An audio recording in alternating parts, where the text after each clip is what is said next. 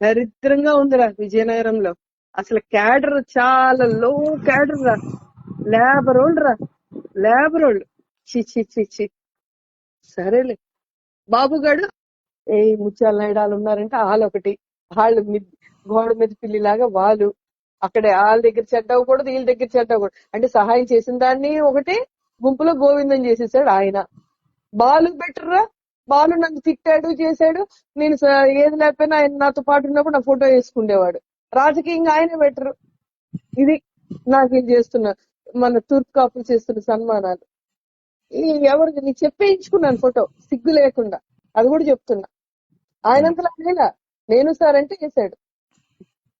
ఇది మా పరిస్థితి. ఇట్లా ఉంది.